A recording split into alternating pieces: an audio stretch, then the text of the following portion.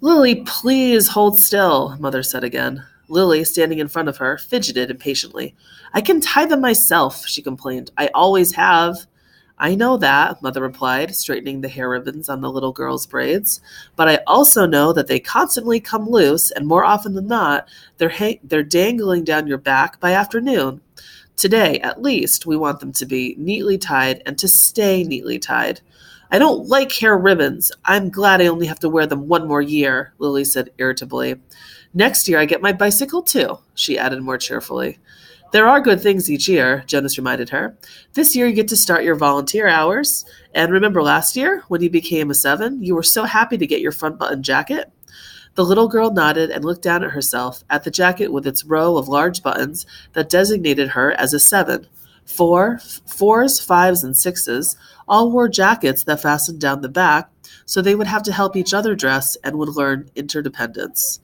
The front button jacket was the first sign of independence, the very first visible symbol of growing up. The bicycle, at 9, would be the powerful emblem of moving gradually out into the community, away from the protective family unit.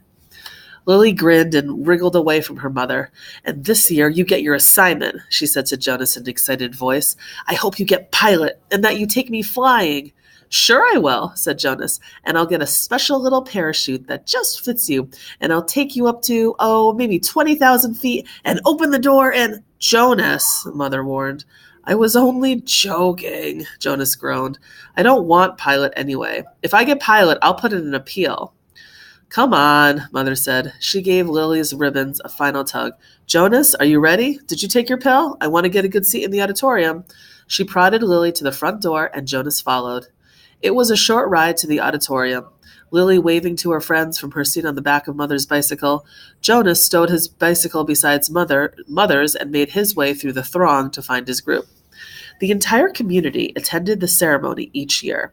For the parents, it meant 2 days holiday from work. They sat together in the huge hall. Children sat with their groups until they went one by one to the stage. Father, though, would not join Mother in the audience right away. For the earliest ceremony, the naming, the nurturers brought the new children to the stage. Jonas, from his place in the balcony with the 11s, searched the auditorium for a glimpse of Father. It wasn't at all hard to spot the nurturers section at the front. Coming from it were the wails and howls of the new children who sat squirming on their nurturers' laps. At every other public ceremony, the audience was silent and attentive. But once a year, they all smiled indulgently at the commotion from the little ones waiting to receive their names and families. Jonas finally caught his father's eye and waved. Father grinned and waved back, then held up the hand of the new child on his lap, making it wave too. It wasn't Gabriel. Gabe was back at the nurturing center today, being cared for by the night crew. He had been given an unusual and special reprieve from the committee, and granted an additional year of nurturing before his naming and placement. Father had gone before the committee with a plea on behalf of Gabriel, who had not yet gained the weight appropriate to his days of life, nor begun to sleep soundly enough at night to be placed with his family unit. Normally, such a new child would be labeled inadequate and released from the community. Instead, as a result of Father's plea, Gabriel had been labeled uncertain and given the additional year. He would continue to be nurtured at the center and would spend his nights with Jonas's family unit. Each family member, including Lily, had been required to sign a pledge that they would not become attached to this little temporary guest, and that they would relinquish him without protest or appeal when he was assigned to his own family unit at the next year's ceremony. At least, Jonas thought, after Gabriel was placed next year, they would still see him often because he'd be a part of the community. If he were released, they would not see him again, ever.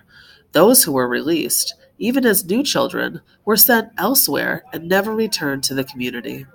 Father had not had to release a single new child this year, so Gabriel would have represented a real failure and sadness. Even Jonas, though he didn't hover over the little one the way Lily and his father did, was glad that Gabe had not been released. The first ceremony began right on time, and Jonas watched as one after another each new child was given a name and handed by the nurturers to its new family unit. For some, it was a first child, but many came to the stage accompanied by another child beaming with pride to receive a little brother or sister, the way Jonas had when he was about to be a 5. Asher poked Jonas's arm. "Remember when we got Philippa?" he asked in a loud whisper. Jonas nodded. It had only been last year. Asher's parents had waited quite a long time before applying for a second child. Maybe, Jonas suspected, they had been so exhausted by Asher's lively foolishness that they needed a little extra time.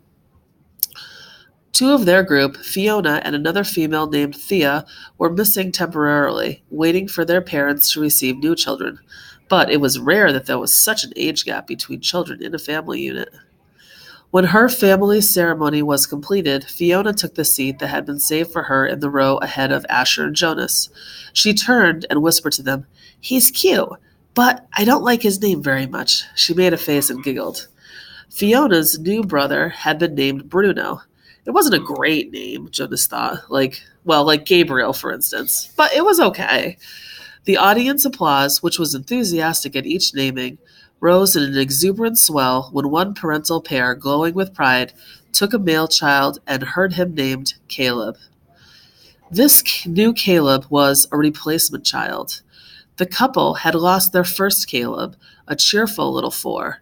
Loss of a child was very, very rare. The community was extraordinarily safe, and each citizen watchful and protective of all children. But somehow the first little Caleb had wandered away unnoticed and had fallen into the river.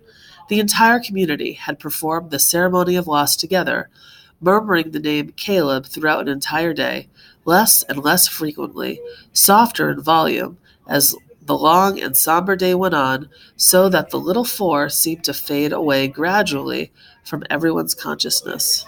Now, at this special naming, the community performed the brief murmur of replacement ceremony, repeating the name for the first time since the loss, softly and slowly at first, then faster and with greater volume, as the couple stood on the stage with the new child sleeping in the mother's arms. It was as if the first Caleb was returning. Another new child was given the name Roberto, and Jonas remembered that Roberto the Old had been released only last week. But there was no murmur of replacement ceremony for the new little Roberto. Release was not the same as loss. He sat politely through the ceremonies of 2 and 3 and 4, increasingly bored as he was each year. Then a break for the midday meal, served outdoors, and back again to the seats for the 5s, 6s, 7s, and finally the last of the first day's ceremonies, the 8s. Jonas watched and cheered as Lily proudly marched to the stage, became an 8, and received the identifying jacket she would wear this year, this one with smaller buttons and for the first time pockets, indicating that she was mature enough now to keep track of her own small belongings. She stood solemnly, listening to the speech of firm instructions on the responsibilities of 8 and doing volunteer hours for the first time. But Jonas could see that Lily, though she seemed attentive, was looking longingly at the row of gleaming bicycles, which would be presented tomorrow morning to the 9s. Next year, Lily Billy, Jonas thought. It was an exhausting day, and even Gabriel, retrieved in his basket from the nurturing center, slept soundly that night. Finally, it was the morning of the ceremony of 12.